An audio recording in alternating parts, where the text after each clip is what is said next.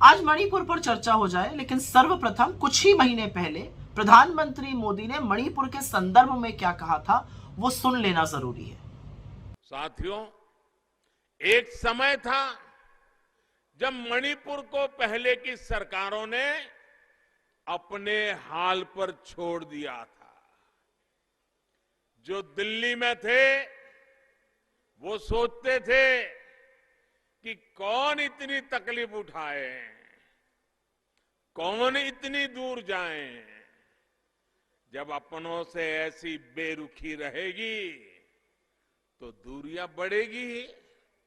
तो सुना आपने, लेकिन 40 दिन से ऊपर हो गए, मणिपुर लगातार जल रहा है। मणिपुर इस देश का हिस्सा है, इस देश का एक राज्य है।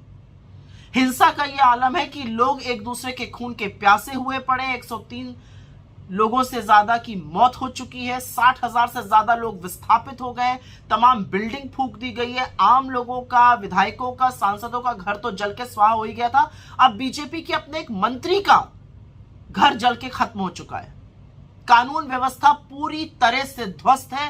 स्थिति संभल रही है, इनफैक्ट बद से बदतर होती जा रही है। लेकिन ऐसा प्रतीत होता है कि दिल्ली की भाजपा सरकार को मानो कोई फर्क ही नहीं पड़ रहा है। स्थिति राज्य सरकार से कंट्रोल नहीं हो रही है। दिल्ली के हुक्मरान हाथ पे हाथ धरे बैठे हैं। ऐसा नहीं, अमित शाह गए थे वहां पर, लेकिन वो पर्यटन करने गए थे या समस्या का समाधान खोजने गए थे, मुझे नहीं पता। मैं नहीं समझ पा रही हूं, क्योंकि उनके आने के बाद से तो हिंसा और भड़क गई है। कर्फ्यू लगा हुआ है और लगातार हिंसा हो रही है, लगातार लोग मारे जा रहे हैं। तो स्थिति इतनी कंट्रोल से बाहर कैसे हो गई है? इस देश के प्रधानमंत्री जब वहां पर चुनाव प्रचार कर रहे थे, नरेंद्र मोदी जी, तो अगले 25 साल की नींव रखने की बात करते थे। अब जब हिंसा भड़की हुई है तो ना शांति की एक अपील है, ना एक सार्वजनिक रूप से उन्होंने शब्द बोला है इस हिंसा के खिलाफ, इन मौतों के खिलाफ।